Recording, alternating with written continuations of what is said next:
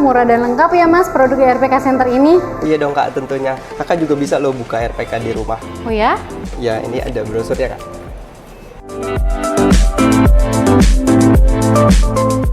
Wah, menarik banget nih Mas. Makasih ya infonya. Sama-sama, ditunggu ya pendaftarannya. Mari.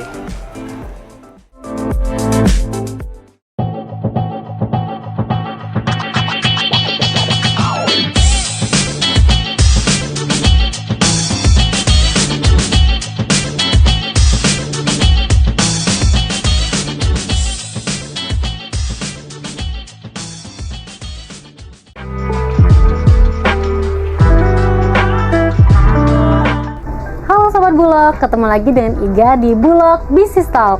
Kali ini kita akan ngobrol bareng dengan Kak Vika Tresna. Halo Kak Vika, apa kabar? Baik Mbak Iga. Alhamdulillah ya, baik ya. Alhamdulillah. Kak Vika, tadi kan Iga habis main ke RPK Center nih, terus tertarik sama RPK-nya. Boleh ya kita ngobrol-ngobrol terkait legalitas dari RPK? Boleh Mbak Iga. Oke, Kak Vika, RPK ini kan termasuk usaha mikro atau kecil ya Kak ya? Tuh. Nah, pastinya ada undang-undang yang mengatur dari RPK atau usaha kecil ini ya Kak ya? Nah, dengan terbitnya regulasi terbaru dari Undang-Undang Cipta Kerja dan pelaksanaannya, kira-kira apa nih Kak yang membedakan antara regulasi terdahulu terkait dengan legalitas atau izin berusaha untuk usaha mikro atau usaha kecil ini Kak? Kalau kita bicara tadi bahas soal legalitas, legalitas itu memang suatu bagian penting dalam menjalankan suatu usaha. Oke. Suatu pelaku usaha dianggap mendapatkan pengakuan hukum saat dia memiliki dokumen legalitasnya. Sekaligus itu menjadi identitas dari keberadaan badan usaha dari pelaku usaha tersebut. Ya kalau kita mau analogikan mungkin KTP ya. Saat kita punya KTP, kita mau daftar perguruan tinggi, yang ditanya KTP. Betul. Mau ngajukan kredit yang ditanyakan KTP, daftar kerja yang ditanyakan KTP. Iya, betul. Kurang lebih analoginya seperti itu. Oke. Terkait Undang-Undang Cipta Kerja, Undang-Undang Cipta Kerja ini konsepnya dia menggabungkan beberapa peraturan yang ada menjadi satu paket undang-undang. Jadi aturan yang sudah ada terdahulu tapi tumpang tindih itu bisa dicabut atau dihapuskan. Oke. Undang-Undang Cipta Kerja melakukan beberapa perubahan terkait kriteria usaha mikro dan usaha kecil. Yang sebelumnya diatur dalam Undang-Undang 20 tahun 2008 mengenai UMKM, dalam Undang-Undang Cipta Kerja beserta aturan pelaksanaannya, diterbitkannya regulasi baru ini merubah kriteria dari usaha kecil dan usaha mikro. Usaha mikro disebutkan bahwa modalnya paling banyak sebesar 1 miliar dengan pendapatan paling banyak sebesar 2 miliar 1 tahun. Sedangkan usaha kecil modalnya paling banyak 5 miliar dengan pendapatan paling banyak 15 miliar 1 tahun. Oke Kak, untuk dokumen legalitasnya nih Kak, kira-kira apa yang perlu dipersiapkan nih Kak? Untuk dokumen legalitas pelaku usaha, cukup mengurus nomor induk berusaha atau NIB, khususnya untuk usaha mikro dan usaha kecil dengan kategori resiko kecil. Yang membedakan dengan dokumen legalitas pada regulasi terdahulu, di sini usaha mikro dan usaha kecil dengan kategori resiko kecil tidak memerlukan akte notaris dalam pendiriannya dan juga meniadakan syarat TDP dan SIUP sebagai dokumen legalitas. Oh, berarti kalau Iga simpulkan dengan adanya regulasi terbaru ini malah mempermudah dalam pengurusan legalitas untuk usaha mikro atau kecil ya Kak ya?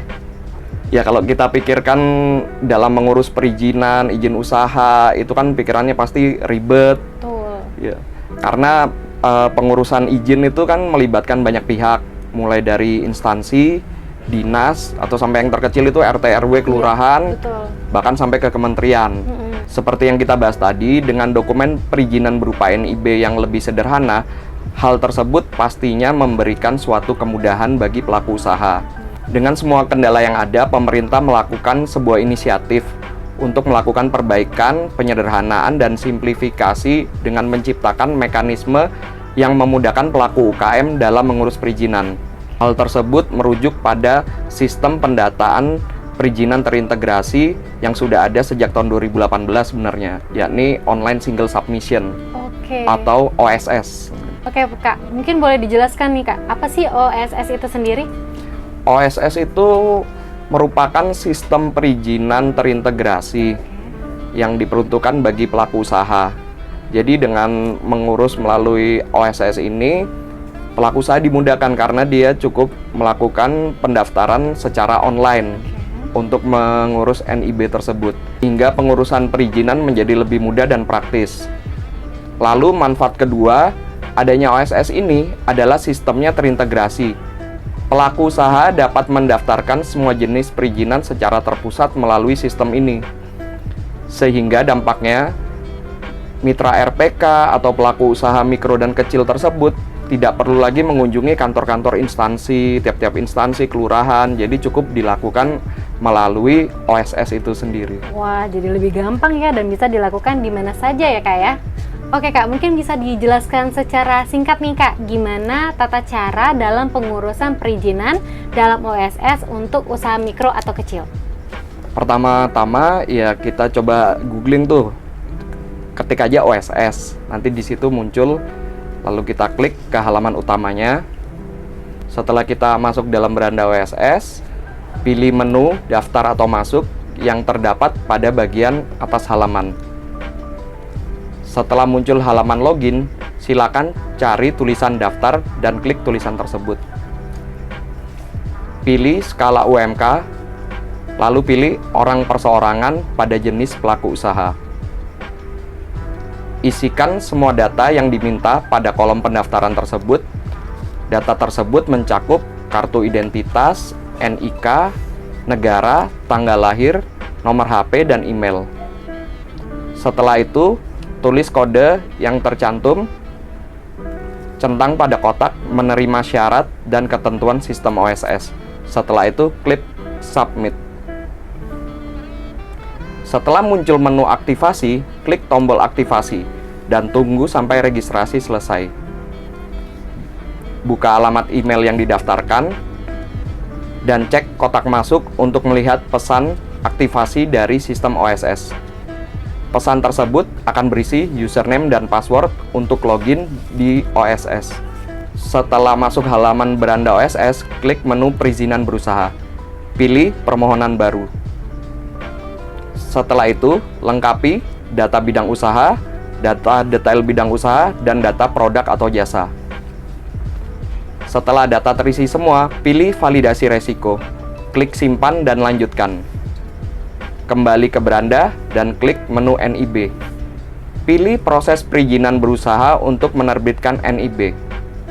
Setelah NIB terbit, pelaku usaha maupun sobat bulog bisa tuh tinggal di print aja, itu dilampirkan sebagai dokumen legalitas untuk mendaftar sebagai RPK.